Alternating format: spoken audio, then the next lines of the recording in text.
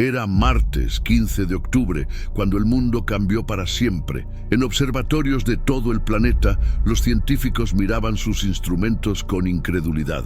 A las 5:47 de la madrugada, hora universal, algo imposible había ocurrido. El Sol simplemente había desaparecido. No hubo explosión, no hubo nova, no hubo colapso estelar. Una estrella de 4.600 millones de años que había ardido con la furia de 1.000 billones de bombas de hidrógeno por segundo se había desvanecido como una vela apagada por el viento. La doctora Elena Vázquez observaba el cielo desde el observatorio de Atacama cuando sucedió. Sus manos temblaron mientras ajustaba el telescopio una y otra vez, negándose a aceptar lo que sus ojos le decían. Donde debería haber estado el disco dorado del amanecer, solo existía un vacío negro y absoluto. «Control de misión», susurró por el radio, su voz quebrada por la incredulidad. «Tenemos un problema muy grande». En Nueva York, los rascacielos permanecían sumergidos en una oscuridad que no debería existir. Las 8:30 de la mañana se sentían como medianoche. Los semáforos parpadeaban confundidos, los pájaros volaban en círculos desorientados y millones de personas salían de sus edificios mirando hacia un cielo que ya no tenía sentido. Marcus Chen, meteorólogo de la CNN, fue el primero en comprender la magnitud de la catástrofe. Mientras revisaba los datos satelitales, un frío que no tenía nada que ver con la temperatura le recorrió la columna vertebral. La temperatura global había comenzado a descender, no gradualmente, sino de forma precipitada. «Señoras y señores», anunció en vivo, su rostro pálido bajo las luces del estudio, «lo que está ocurriendo desafía toda comprensión científica. Sin el Sol, la Tierra comenzará a enfriarse a un ritmo de aproximadamente 1.5 grados Celsius por día. En una semana estaremos por debajo del punto de congelación. En un mes», no pudo terminar la frase. No había palabras para describir el apocalipsis silencioso que se aproximaba. El pánico se extendió como un virus. En las primeras 48 horas, los gobiernos intentaron mantener la calma, pero era imposible ocultar la verdad cuando el termómetro no mentía. Londres registró 5,5 en lo que debería haber sido una tarde soleada. Tokio, 8 Celsius. Sydney, 12 veces. Los supermercados fueron saqueados. Las carreteras se colapsaron con millones de personas tratando de huir hacia ¿dónde?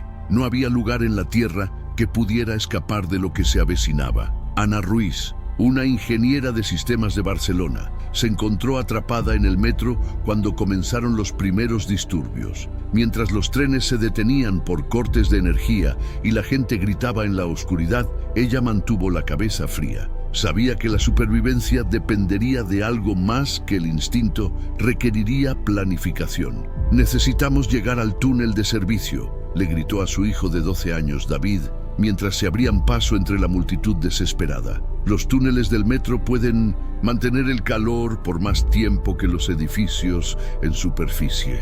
Una semana después del desaparecimiento del Sol, la Tierra se había transformado en un planeta irreconocible. Los océanos comenzaron a congelarse desde los polos, creando una capa de hielo que avanzaba hacia el Ecuador a una velocidad terrorífica. Las ciudades costeras fueron las primeras en sucumbir, no al agua, sino al hielo implacable que se extendía tierra adentro como garras congeladas. En Moscú, Víctor Petrov, un ex-ingeniero nuclear, había logrado mantener funcionando una pequeña planta geotérmica en los subterráneos de la ciudad. Alrededor de él, apenas 500 supervivientes se habían reunido, compartiendo el último vestigio de calor que quedaba en esa parte del mundo. «El reactor puede mantenernos con vida durante 6 meses», explicó a la asamblea de rostros demacrados que lo rodeaban. Pero después de eso, sus palabras se perdieron en el eco de las tuberías congeladas que crujían como huesos rotos. Todos sabían que 6 meses no serían suficientes, pero era todo lo que tenían. 3 semanas después del evento, Cuando las temperaturas habían descendido a 40 degrees en la mayor parte del planeta, comenzaron a llegar reportes inquietantes. Los pocos sistemas de comunicación que aún funcionaban transmitían mensajes extraños desde diferentes refugios subterráneos alrededor del mundo. En el búnker improvisado de Ana Ruiz, ahora hogar de 43 supervivientes, David había comenzado a comportarse de manera extraña. El niño, que antes era tímido y reservado, había empezado a murmurar en sus sueños sobre las voces del vacío y los que vienen desde donde estaba la luz. «Mamá», le susurró una noche, mientras el viento helado aullaba a través de las grietas del túnel. «Ellos nos están observando. Están esperando a que nos quedemos dormidos para siempre». Ana intentó convencerse de que era solo el estrés, el miedo de un niño enfrentado a una realidad imposible. Pero cuando otros niños en refugios de París, Tokio y Sao Paulo comenzaron a reportar sueños similares, una nueva clase de terror se apoderó de los supervivientes. En las profundidades de la instalación militar de Cheyenne Mountain, un grupo de científicos dirigido por la doctora Elena Vázquez había logrado mantener operativos algunos de los telescopios más avanzados del mundo. Lo que descubrieron desafió no solo su comprensión de la física, sino de la realidad misma. No es que el Sol haya sido destruido, explicó Elena a través de una transmisión codificada a los pocos centros de supervivencia que aún tenían comunicación. Los datos sugieren algo mucho más perturbador. El Sol ha sido removido, extraído del espacio-tiempo como si fuera un objeto físico arrancado de su lugar. Las imágenes que había logrado capturar mostraban algo que ningún científico había visto antes: una perfecta esfera de vacío absoluto donde antes estaba su estrella. No había residuos, no había radiación residual, no había explicación científica conocida. Pero hay algo más, continuó con voz temblorosa. Hemos detectado patrones en la radiación de fondo cósmico, patrones que parecen artificiales, como si algo estuviera comunicándose a través de las frecuencias fundamentales del universo. Un mes después del desaparecimiento, la superficie de la Tierra se había vuelto completamente inhabitable. Las temperaturas habían descendido a 80%. Los océanos eran placas de hielo sólido de kilómetros de espesor, y la atmósfera misma había comenzado a congelarse, cayendo como nieve tóxica sobre el paisaje lunar en que se había convertido el planeta. Los supervivientes se habían reducido a pequeños grupos en refugios subterráneos, cuevas profundas y plantas geotérmicas. Se estimaba que menos del 0.01% de la población mundial seguía con vida, y ese número disminuía cada día. En el refugio de Ana, la situación se había vuelto desesperada. Los suministros se agotaban, el generador comenzaba a fallar, y los niños ya no solo hablaban de voces en sus sueños, sino que permanecían despiertos, con los ojos fijos en la oscuridad, susurrando en idiomas que nunca habían aprendido. «Ellos están aquí», murmuró David una noche, su pequeña mano helada aferrándose al brazo de su madre. «Los que tomaron el sol están viniendo a buscarnos». Fue Marcus Chen, transmitiendo desde un búnker improvisado en las montañas rocosas, quien primero reportó el fenómeno. Las auroras habían regresado, pero no como nadie las había visto antes. Cortinas de luz púrpura y dorada se extendían por todo el cielo, visible incluso a través de las espesas capas de atmósfera congelada. «No son auroras normales», transmitió con voz entrecortada. «Los patrones son demasiado complejos, demasiado organizados. Es como si algo estuviera escribiendo en el cielo». En Cheyenne Mountain, la doctora Vázquez y su equipo trabajaron febrilmente para decodificar los patrones de luz. Lo que encontraron cambió para siempre su comprensión de lo que había ocurrido. Los patrones eran matemáticos, pero seguían una lógica que trascendía las matemáticas humanas. Hablaban de dimensiones que existían perpendiculares a su realidad, de entidades que consideraban las estrellas como simple combustible, de una inteligencia tan vasta que la humanidad era para ella lo que las bacterias son para los humanos. «Están tratando de comunicarse», susurró Elena mientras las lágrimas se congelaban en sus mejillas. «Nos están explicando por qué lo hicieron». La verdad, cuando finalmente llegó, fue más terrible que cualquier pesadilla que los supervivientes hubieran podido imaginar. Las entidades que habían tomado el sol no eran malévolas, simplemente indiferentes. Eran jardineros cósmicos, cultivando civilizaciones a través del universo como los humanos cultivan plantas. La Tierra había sido un experimento, la humanidad un cultivo, y como cualquier jardinero, cuando la cosecha estaba lista, era hora de recolectar.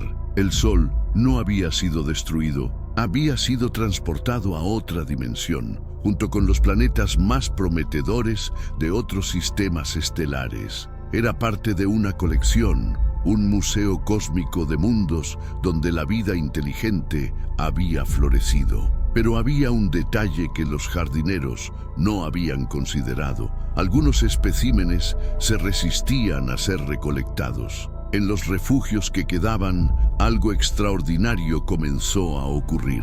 Los niños, que habían sido los primeros en sentir la presencia de las entidades, comenzaron a desarrollar habilidades inexplicables. David podía sentir las fluctuaciones en la energía geotérmica antes de que los instrumentos las detectaran. Otros niños podían predecir cuándo fallarían los sistemas, cuándo llegarían las tormentas de atmósfera congelada. Ana se dio cuenta de que la exposición a las frecuencias alienígenas había cambiado a los niños de alguna manera fundamental.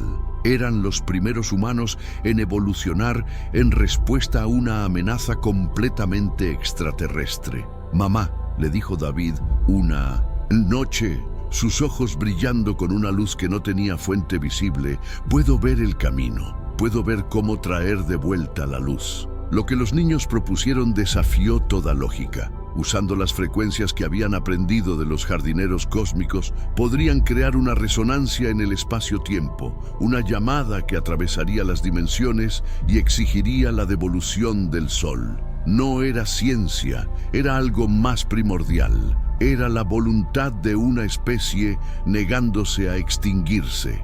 Víctor Petrov, desde su refugio en Moscú, fue el primero en entender las implicaciones técnicas. Necesitaríamos sincronizar todos los reactores restantes, todas las plantas geotérmicas, todos los generadores que queden funcionando en el planeta. La energía requerida consumiría nuestras últimas reservas. Y si falla, añadió Elena desde Cheyenne Mountain, moriremos en cuestión de horas. Ya estamos muriendo, replicó Ana por radio. Al menos esto nos da una oportunidad de morir luchando. Los preparativos tomaron 2 semanas preciosas. Cada refugio, cada búnker, cada superviviente con acceso a una fuente de energía se convirtió en parte de una red global imposible. Los niños evolucionados servían como nodos de comunicación, sus mentes alteradas, capaces de mantener sincronizadas las frecuencias necesarias.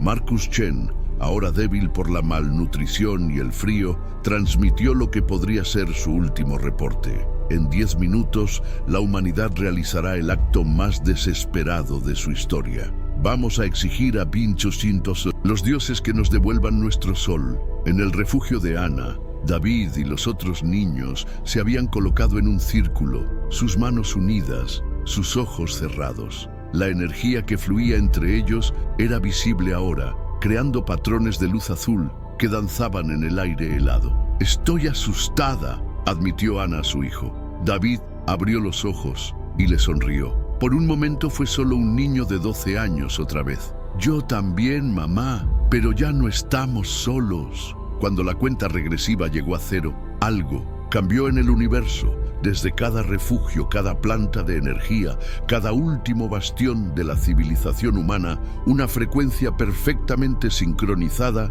se elevó hacia las estrellas. No era un grito de ayuda, era una declaración. La humanidad seguía aquí y no se rendiría sin luchar. La respuesta no llegó inmediatamente. Por largos minutos que se sintieron como horas, nada cambió. El frío siguió siendo mortal, la oscuridad siguió siendo absoluta. Entonces, en los instrumentos de todo el mundo apareció una señal imposible. No venía del espacio, sino de otro lugar completamente, una dimensión que existía junto a la suya, pero separada por barreras que la ciencia apenas podía conceptualizar. ¿Están respondiendo?, preguntó Víctor por radio, su voz ronca de emoción y agotamiento. No, respondió Elena, mirando los datos que no tenían sentido. Están considerando. Por 3 días que parecieron eternidades, el universo contuvo la respiración. Los supervivientes esperaron en sus refugios congelados, manteniendo las frecuencias activas con las últimas gotas de energía que les quedaban. Los niños evolucionados permanecían en su extraño trance, sus mentes conectadas a algo que trascendía el espacio y el tiempo. Durante esos días, más supervivientes murieron de frío, hambre y desesperación. Pero los que quedaban se aferraron a una esperanza que desafiaba la lógica. Habían logrado que seres de poder inconcebible los escucharan. Ana mantenía vigilancia junto a David, quien no había hablado desde que comenzó el ritual. Su respiración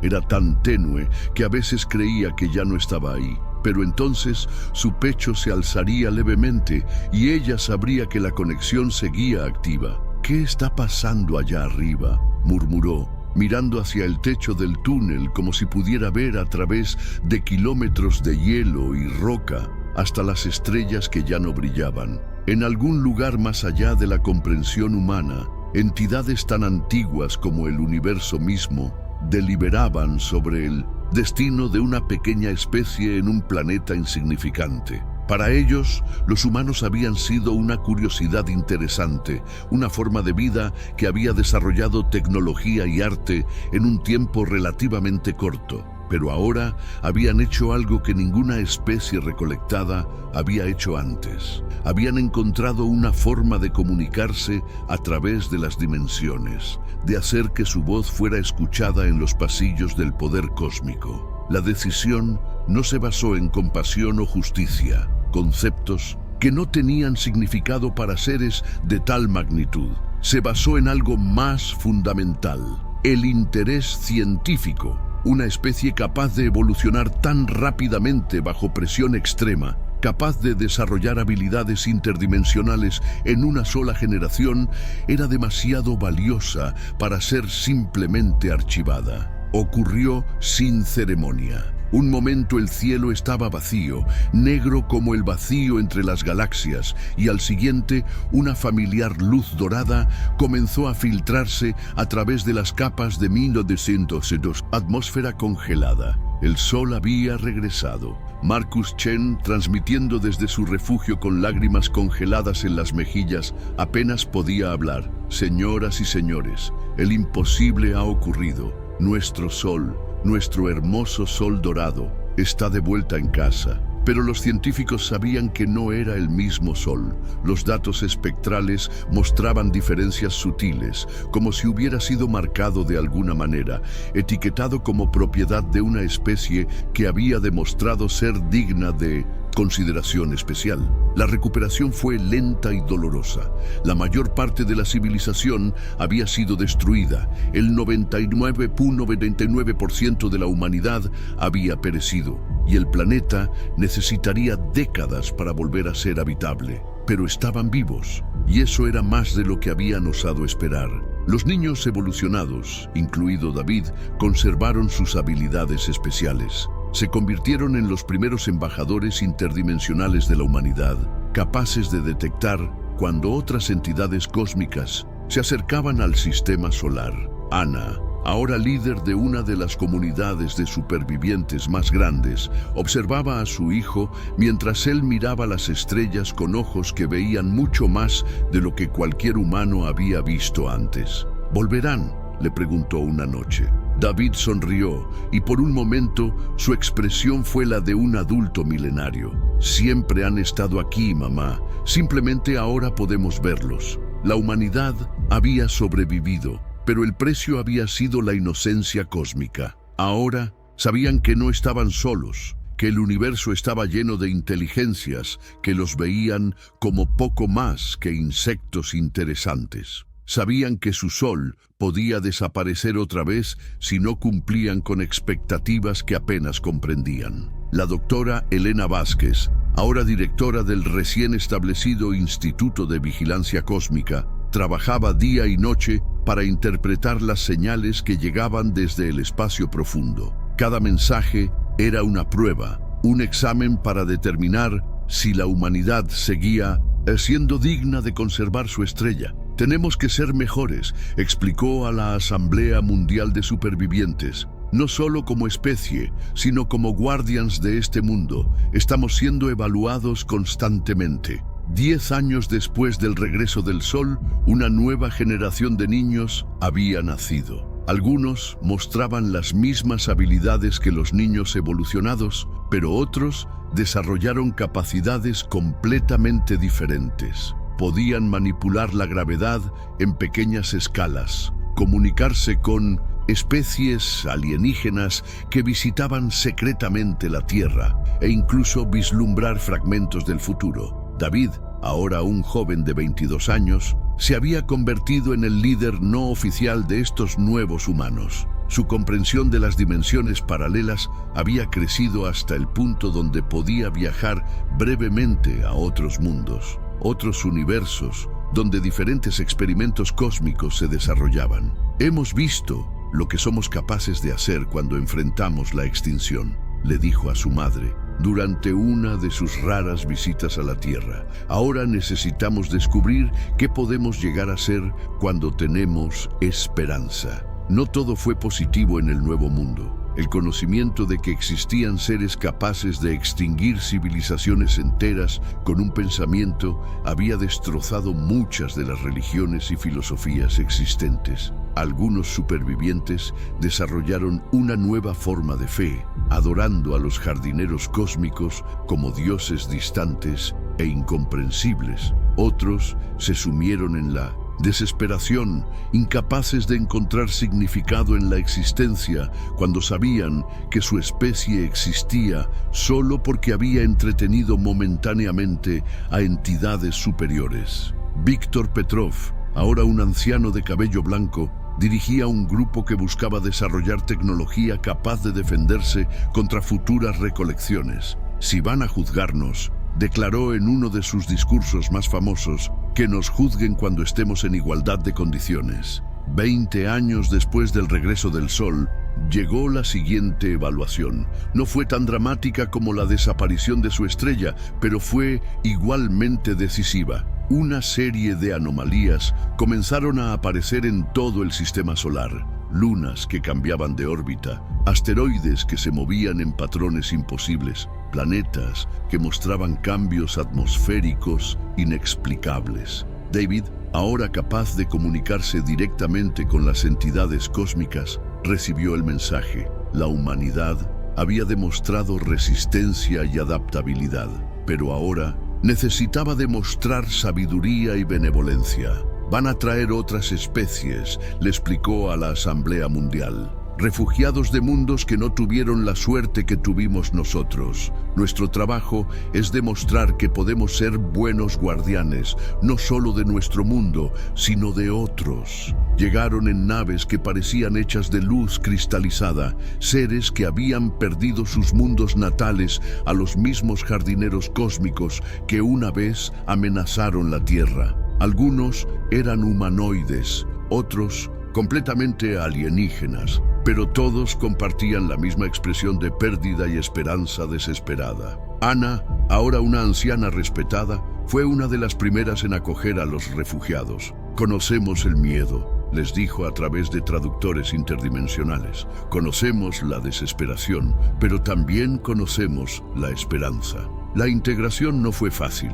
Diferentes especies tenían necesidades biológicas completamente distintas, sistemas de valores incompatibles y tecnologías que a veces interactuaban de manera peligrosa. Pero lentamente, pacientemente, la nueva humanidad aprendió a ser anfitriona de un cosmos de exiliados. Marcus Chen, ahora anciano pero aún transmitiendo desde su estación en las montañas, realizó lo que sería su último reporte especial. Hoy se cumple el 30º aniversario del día que el Sol desapareció. Hemos aprendido que el universo no es el lugar frío e indiferente que creíamos. Es algo mucho más complejo. Un jardín cósmico donde la vida inteligente es cultivada, evaluada y a veces preservada. Hemos aprendido que la supervivencia no se trata solo de resistir las fuerzas que nos quieren destruir, sino de demostrar que merecemos existir.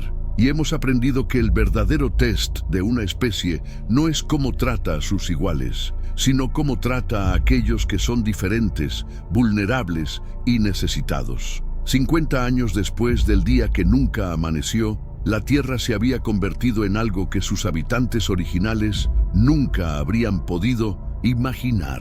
Era un refugio, un santuario para especies desplazadas de todo el universo, administrado por una humanidad que había aprendido que la supervivencia viene con responsabilidades cósmicas. David, ahora un hombre mayor, con ojos que habían visto el nacimiento y muerte de estrellas, caminaba por los jardines donde niños de una docena de especies diferentes jugaban juntos bajo el sol que una vez había desaparecido. Su madre había muerto 5 años antes, pero antes de partir le había dicho algo que nunca olvidaría. Convertimos nuestra oscuridad más profunda en la luz más brillante para otros. Eso es lo que significa ser humano. Mientras observaba el atardecer, David sintió la familiar presencia de los jardineros cósmicos, observando desde sus dimensiones paralelas. Ya no los temía. Sabía que la humanidad había pasado su prueba más importante.